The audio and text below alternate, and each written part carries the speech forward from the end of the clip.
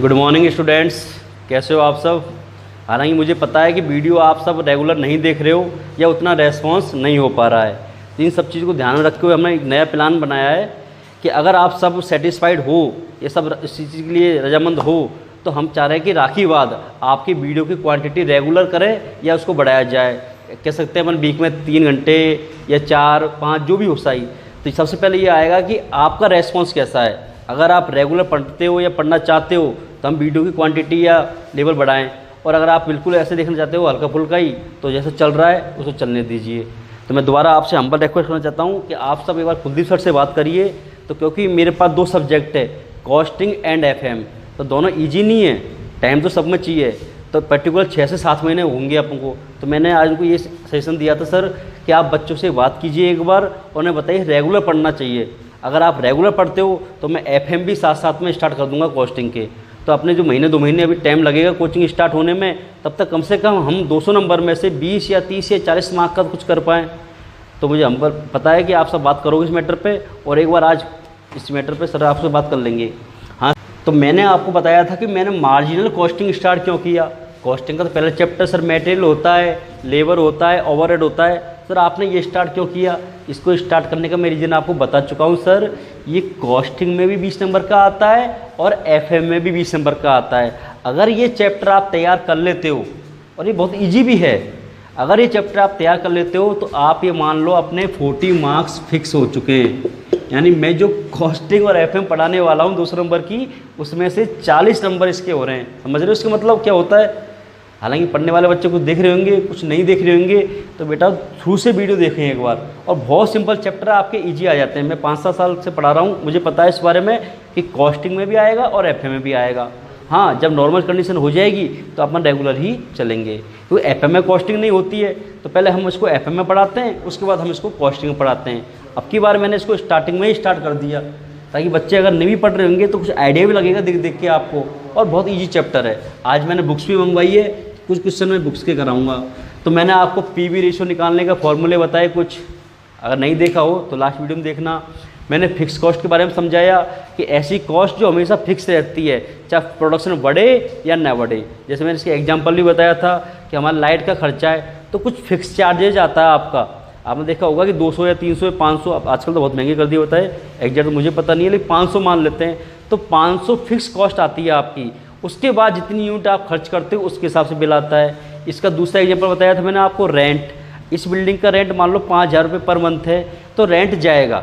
अब इसमें 10 स्टूडेंट पढ़ें या 20 पढ़ें या 50 पढ़ें, इसको क्या बोलते हैं हम, फिक्स एक्सपेंसेज। लेकिन कुछ एक्सपेंसेज ऐसे होते हैं जो वेरिएबल नेचर के होते हैं।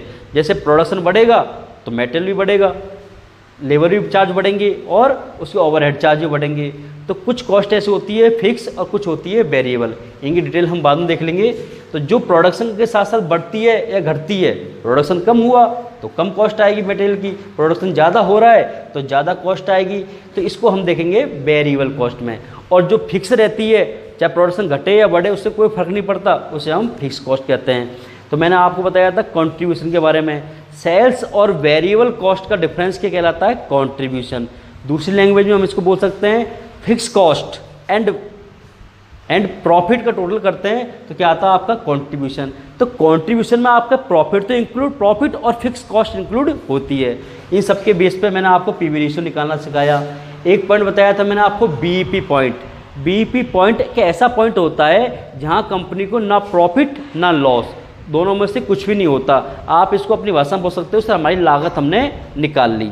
जैसे मान लीजिए मैंने कोई बिजनेस स्टार्ट किया और 5 लाख की लागत आई, अब मैं पूरे को बेचूंगा 7 लाख रुपए में।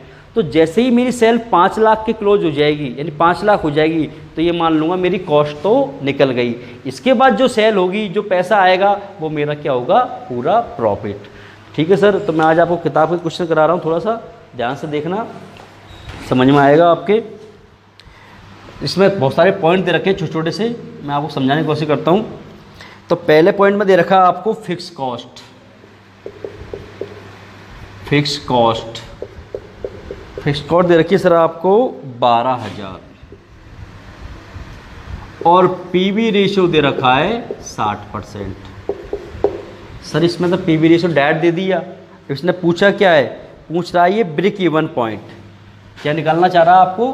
BEP point, break even point. अब आपको फॉर्मूला याद होगा तो 1 सेकंड का सवाल है ये, और फॉर्मूला याद नहीं है तो माथे लगे रहो। तो सुनिए सर, तो बीईपी पॉइंट निकालने का फॉर्मूला बताया था मैंने आपको, fixed cost upon PV ratio. अब पीवी रेशियो किस में होता है सर? परसेंटेज में। तो 60/100 लिखेंगे तो बटे में बटा आता है तो वो क्या होता है? ऊपर चला जाता है, तो मल्टीप्लाई में 100। फिक्स कॉस्ट है सर आपकी 12,000, PV ratio 60 into multiply by 100, sorry 0 से 0 6 से काटेंगे 200 बार, तो आप ये कह सकते हो 200 बार। तो 20,000 आपका क्या आ गया? BEP point. यानी 20,000 की सेल पर आप ये मान सकते हो कि हमारी लागत निकल के आ गई। ये कैसे आइडिया लगाया आपने? फिक्स कॉस्ट और पीवी रेशियो के बेस पे। ये इन्फॉर्मेशन है, मैंने आपको स्टार्टिंग में बताया, मार्जिनल कॉस्टिंग लास्ट डेटाबेस के आधार पर या डेटास के आधार पर फ्यूचर की प्लानिंग करता है। तो हमारी फिक्स कॉस्ट कितना है? 12,000, और पीवी रेशियो कितना मान लेते हैं हम? 60%। ये 60% आ रहा है हमारा। तो उसके बेस पे हमने बीईपी पॉइंट कैलकुलेट किया कि 20,000 की सेल होने पर मैं ये मान लूँगा कि मेरी लागत सारी निकल के आ गई, फिक्स कॉस्ट और वेरिएबल दोनों लागत निकल के आ गई। अब 20,000 से ऊपर जो हमारी सेल होने जा रही है या होगी फ्यूचर में, उसमें हमारा प्रॉफिट ही प्रॉफिट आएगा। ठीक है सर, आपको समझ में आया होगा पॉइंट। अब सेकंड पॉइंट लेते हैं, थोड़ा देर देखते हैं। इसमें सारे पॉइंट डाल रखे हैं छोटे छोटे। अभी छोटे छोटे पॉइंट आपके समझ में आ जाएंगे तो एक साथ बड़ा क्वेश्चन बना दूंगा मैं, और आपको अगली या दूसरी क्लास में जितने भी सवाल एग्जाम में आए वो सब करा दूंगा। यानी आप सोचोगे 3 या 4 क्लास में आप 20 नंबर अटैम्प्ट करने लायक बन गए। देखिए फॉर्मूले बेस्ड है ये, आपने रेशो पढ़ा होगा ना, तो रेशो में भी फॉर्मूले बेस्ड था, वो भी यही है। तो रेशो पर भी दोबारा पढ़ेंगे हम। आपको क्या रखा B point? Margin of safety, margin of safety. Sir ये नाम तो हमने सुना ही नहीं। सुना बेटा आपने, मैंने इसको एमएस सेल के नाम से बताया था, एमएस सेल, याद है? Profit upon PV ratio. तो मार्जिन ऑफ सेफ्टी है आपका 30%। इसके बाद एक्चुअल सेल दे रखी है 20,000। एक्चुअल सेल कितनी है सर आपकी? 20,000। अब आपको क्या निकालना है? BEP cell. मैं आपको एक फॉर्मूला बताना भूल गया, अब बता देता हूं कि BEP sale plus MS sale दोनों को जोड़ दोगे ना सर आप, तो क्या आ जाएगा आपका? Total sale. BEP sale plus MS sale दोनों को ऐड कर दोगे तो क्या आ जाएगा आपका? Total cell.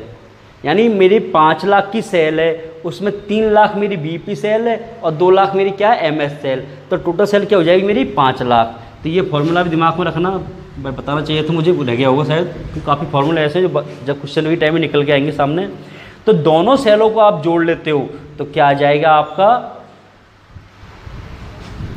Total sale. अब क्वेश्चन में आइए सर, मार्जिन ऑफ सेफ्टी दे रखा है आपको 30%। अभी 30% किसका है? On sale. ये कहे या नहीं कहे आपको मानना पड़ेगा। एमएस सेल कितना है? 30% ऑन सेल। एक्चुअल सेल कितनी दे रखी है आपको? 20,000। तो आप निकालोगे पहले MS sale in amount, MS sale in amount. Amount में क्यों निकाल रहे हैं सर? क्योंकि हमें जो दी गई है सेल परसेंटेज में दी गई है। अब परसेंटेज को अमाउंट में तो कन्वर्ट करना होगा।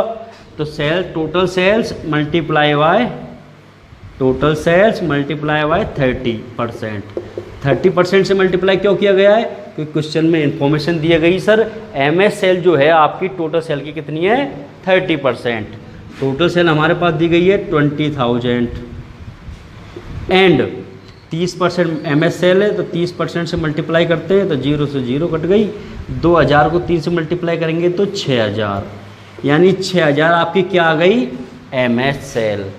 टोटल सेल कितनी है आपकी? 20,000। एमएस सेल कितनी है? 6,000। तो आपको ये वाला फॉर्मूला यूज करना पड़ेगा। तो हम बीईपी सेल निकालने जा रहे हैं ना, तो बीईपी को तो बीईपी लिख दो, बीईपी सेल। अब सर एमएस सेल हमारे पास है तो प्लस में लिख देते हैं एमएस सेल 6,000 और टोटल सेल कितनी है? 20,000। ये बहुत सिंपल सा फॉर्मूला बन गया है। 6000 को उधर ले जाएंगे तो माइनस में हो जाएगा, तो BP sale equal to 20,000 minus 6,000, तो ये हो गया सर 14,000। बात समझ में आई आपको मैं दोबारा बता रहा हूँ फॉर्मूला, बीपी सेल और एमएस सेल दोनों को ऐड करोगे तो क्या आ जाएगी आपकी टोटल सेल। अब ये 3 चीज़ों से मिलकर ये फॉर्मूला बना है, इसमें से मैं आपको कोई सी भी 2 चीज़ दे दूंगा, आप निकाल लोगे, दोनों को जोड़ के ये आ जाएगा। अगर एमएस सेल और सेल दे रखी है तो सेल्स में से एमएस सेल घटा दो, बीपी सेल आ जाएगी। अगर सर एमएस सेल नहीं दी गई होती, बीपी सेल दी गई होती तो कोई बात नहीं, टोटल सेल में से आप बीपी सेल को लेस करके एमएस सेल निकाल लोगे। तो जितने भी फॉर्मूले इसको रिमाइंड करो, देखो समझो, इजीली समझ में आएगा। अब आता हूँ मैं थर्ड पॉइंट पे। ये छोटे छोटे फॉर्मूले ही मिलके बड़ा क्वेश्चन को बनाते हैं बेटा, तो ध्यान से समझो इनको। ये नहीं ये छोटा सवाल हम तो कर देंगे सर, छोटे सवाल तो कोई भी कर देता है, जब ये सारे सवाल एक साथ मिलके आएंगे ना तो कई बार क्या होता है कि आपको इनपुट खुद को डालना पड़ेगा, यानी पहला कदम होगा वो आपको अपने दिमाग से लगाना पड़ेगा। अगर वो आपने अपना दिमाग से सही निकाल लिया पहला पॉइंट यानी पीवी रेशियो का, तो सारी चीज़ें खुलती ही चली जाएगी, यानी सॉल्यूशन होता चला जाएगा। लेकिन अगर आपने पहले पॉइंट में गलती कर दी या पहला पॉइंट ही गलत निकाल लिया तो उसके बेस पे आप सारे पॉइंट कैलकुलेट करोगे, गलती हो जाएगी। जैसे आपने पढ़ा है कंपनी में, जैसे हमने स्टार्टिंग में अलॉटमेंट में गलती कर जाते हैं, अलॉटमेंट में गलती करने से क्या होता, फोरफिटेड गलत, रीइश्यू गलत, पूरा सवाल ही गलत हो जाता, यानी 6 नंबर में से 1 नंबर मिलता है। तो स्टार्टिंग में गलती कभी नहीं करनी है, और वो कब समझ में आएगा आपका, एक कंसेप्ट क्लियर करना है, और कंसेप्ट बहुत ईजी है इस चैप्टर के। तो थर्ड पॉइंट पर आते हैं सर हम, सी पॉइंट। सी पॉइंट में दे रखा आपको fixed cost 9,600, fixed cost 9,600, okay sir. और कंट्रीब्यूशन दे रखा आपको per unit, contribution per unit. अब पर यूनिट देख के कन्फ्यूज मत होना, अमाउंट हो या यूनिट हो एक ही बात होती है, 8 रुपये। सुनिए सर, मैंने आपको कंट्रीब्यूशन निकालने का फॉर्मूला बताया था, सेल्स माइनस वेरिएबल कॉस्ट। अगर मान लेता हूँ मैं सेल्स मेरी 1,00,000 रुपये है, मैंने कौन सा अमाउंट बोला है, रुपये, तो कंट्रीब्यूशन में किस में आएगा, रुपये में। अगर मेरी सेल्स रुपये में है तो कंट्रीब्यूशन किस में आएगा, रुपये में। तो 1,00,000 की सेल है, वेरिएबल कॉस्ट मेरी मान लेता हूँ मैं 60,000 रुपये, तो मेरा कंट्रीब्यूशन कितना आ रहा है, 40,000 रुपये। ये पॉइंट तो आप जानते हो, आपने सवाल करें। लेकिन कई बार क्या होता है, सेल्स यूनिट में दी गई होती है, यूनिट मीन्स होता है पर यूनिट की प्राइस। जैसे मान लो मेरा काम है ये मार्कर या डस्टर बेचने का, अब मैंने बताया पूरे साल में मैंने डस्टर बेचे, एक डस्टर 100 रुपये का है, होता नहीं है, मान लीजिए एक डस्टर और मार्कर का सेट कितने का आता है, 100 रुपये का, तो मैंने 1,00,000 की सेल करी, तो आपके दिमाग में क्या आ गया, 1,000 यूनिट सेल करी है सर आपने। बात समझ में आई। अगर मेरी 1,00,000 की सेल है, एक यूनिट की प्राइस 100 रुपये, तो टोटल यूनिट कितनी आ गई, 1,000। तो कई बार क्वेश्चन में यूनिट के बेस भी देता है, तो मान लेते हैं कि मेरी मार्कर की लागत कितनी है, सेल प्राइस कितनी है, 25 रुपये। अब पर यूनिट बात चल रही है, पर यूनिट मतलब एक पीस की कीमत, और सबकी मिला के बात करेंगे तो वो रुपए में आ जाएगा। तो एक मार्कर की वैल्यू सेल प्राइस कितनी है, 25 रुपये। अगर इसकी मान लो वेरिएबल कॉस्ट मान लेता हूँ मैं 15 रुपये, तो कंट्रीब्यूशन कितना आ गया, 10 रुपये। लेकिन ये 10 रुपये पूरे बिजनेस का नहीं है सर, 10 रुपये किसका है, पर यूनिट का। तो यहाँ क्या बोलेंगे, पर यूनिट। तो जब यूनिट की बात आ जाए तो आप समझ जाना एक पीस की बात हो रही है, और अमाउंट में दे रखा हो तो समझ जाना पूरे साल में जो बिजनेस हुआ है, सेल वेरिएबल को, उसकी बात हो रही है। तो यूनिट से कंफ्यूज मत होना। अब आपको क्या कह रहा है, बीपी पॉइंट निकलवा रहा है, ये बीपी सेल। अब बीपी सेल अमाउंट में भी निकाल सकते हैं और यूनिट में भी निकाल सकते हैं, तो कोई मना नहीं है। ओके सर, अब यूनिट में आंसर दे रखा है तो यूनिट में आएगा, तो फॉर्मूला बनता है fix cost upon contribution per unit. अगर आपको पीवी रेशियो दिया गया होता, ध्यान रखना, अगर आप फिक्स कॉस्ट में पीवी रेशियो का भाग देते हो सर तो आंसर आएगा रुपए में। अगर आप कंट्रीब्यूशन पर यूनिट का भाग देते हो तो आंसर आएगा यूनिट में। दोबारा बोल रहा हूं मैं, अगर आप फिक्स कॉस्ट में पीवी रेशियो का भाग देते हैं तो आंसर आएगा रुपए में, और अगर कंट्रीब्यूशन पर यूनिट का भाग देते हो तो आंसर आएगा यूनिट में, क्योंकि यूनिट का भाग दे रहे हो तो यूनिट में ही आएगा। ओके सर, तो फिक्स कॉस्ट कितनी है मेरी 9600। कंट्रीब्यूशन पर यूनिट कितना है 8 रुपये। तो भाग देते हैं 8 का, तो 12 बार गया तो 1200 यूनिट। यानी ये कहना चाह रहा है, मैंने आपको अभी एग्जाम्पल बताया था कि बीपी सेल का मतलब क्या माना जाता है सर, ऐसी सेल जहाँ पर हमें प्रॉफिट ना लॉस होता है। तो मैंने कहा था पहले क्वेश्चन में कि 20,000 की सेल ऐसी सेल आई मेरी जब मुझे ना प्रॉफिट हो रहा है ना लॉस, तो वो तो अमाउंट में थी, लेकिन यहाँ निकाला है मैंने 1200 यूनिट। इसका मतलब ये है कि 1200 यूनिट बेच दूंगा ना मैं, तो मेरे पास 20,000 रुपये या 40,000 रुपये जो भी मेरी है वो निकल के आ जाएगी। सपोज करो मैंने कहा सर मेरी 1 लाख रुपए की सेल हो जाएगी ना, तो मेरी पूरी लागत निकल के आ जाएगी। तो ये क्या है मेरी बीपी सेल, लेकिन किस में है ये अमाउंट में। अमाउंट मीन्स रुपए में। तो सर ये बात तो हमारे समझ में आ गई कि 1 लाख रुपए की सेल होते ही आपकी पूरी लागत निकल के आ जाएगी, लेकिन कितनी यूनिट बेचनी है ये भी तो बताओ। 1 लाख की 1 यूनिट थोड़ी होगी। हाँ सर, तो मेरी यूनिट की प्राइस मान लेता हूँ मैं 100 रुपये मान ली मैंने कि 1 यूनिट कितने की है 100 रुपये की। तो कितनी यूनिट बेचनी पड़ेगी मुझे 1000 यूनिट। तो आप इसको कैसे भी कह लो, 1000 यूनिट बेचूंगा 100 रुपये के भाव से, तो कितने रुपए आएंगे 1 लाख रुपए। तो मैं ऐसे भी कह सकता हूँ कि 1000 यूनिट बिकते ही मेरी लागत निकल के आ गई। और अगर मैं ऐसे कह रहा हूँ कि मेरे तो 1 लाख की सेल हो गई, तो बात तो वही है, ये पीस में काउंटिंग कर रहा है, ये अमाउंट में काउंटिंग कर रहा है, बात वही है। ठीक है सर, तो कन्फ्यूज मत होना, फॉर्मूला देख के याद करते रहो। अब डी पॉइंट पर आते हैं सर हम। आज मैंने छोटे छोटे फॉर्मूले ऐसे समझाएं आपको कि एक साथ जब फॉर्मूले आते थे आप कन्फ्यूज हो जाते हो। छोटे छोटे फॉर्मूले अलग अलग समझो आप। डी पॉइंट में कह रहा है आपसे वो M S sale. M S sale मतलब हो गया margin of safety. M S sales दे रखी है आपको 500 यूनिट। कोई बात नहीं, यूनिट में दे रखी है तो क्या है 500 यूनिट। और एक्चुअल सेल कितनी है सर आपकी, एक्चुअल सेल 1500 यूनिट। अगर आंसर अमाउंट में होता, मैंने ये फॉर्मूला बताया आपको, अगर ये रुपए में दे रखी है तो आंसर भी रुपए में आएगा, अगर ये इन्फॉर्मेशन यूनिट में दे रखी है तो आंसर भी यूनिट में आएगा। ओके सर, तो फॉर्मूला सेट करते हैं हम दोबारा। एक्चुअल सेल, अब यूनिट इंडिकेट करूंगा मैं क्योंकि सर यूनिट में, actual sale in unit, in unit equal to VP sale in unit plus MS sale in unit. तीनों यूनिट में मान ली मैंने। एक्चुअल सेल यूनिट में कितनी है सर मेरी 1500 रुपये, रुपये नहीं है सर सॉरी, यूनिट में। तो 1500 यूनिट क्या है मेरी एक्चुअल सेल।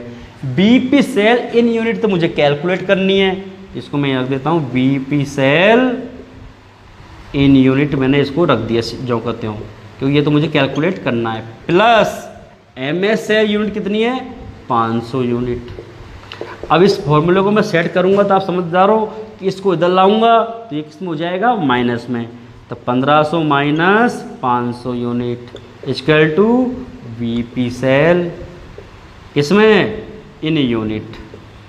तो आंसर मेरा काट पीट के आ रहा है 1000। यानी मेरी बीपी सेल कितनी आ रही है sir, BP sales in unit आ रही है मेरी सर 1000। तो इससे मतलब ये हो रहा है कि 1000 यूनिट सेल करने पर, जो मैंने आपको एग्जांपल समझाया था, मेरी बीपी सेल आ जाएगी। पर यूनिट प्राइस 10 रुपये है तो सेल का अमाउंट आ जाएगा 10,000। अब 1000 यूनिट सेल करने पर मेरा पैसा आ रहा है, यानी लागत निकल के आ रही है। 10 रुपये का है मेरी सेलिंग प्राइस, 10 से मल्टीप्लाई करो, 20 की है 20 से मल्टीप्लाई करो, तो रुपये में एक्सचेंज कर लो उसको। मैं 100 यूनिट बेचूंगा तो इतना अमाउंट आएगा, 500 बेचूंगा इतना अमाउंट आएगा। तो अमाउंट कैलकुलेट करने के लिए आपको सेलिंग प्राइस से मल्टीप्लाई करना होगा। ओके सर, तो ये डी पॉइंट क्लियर हो गया आपका।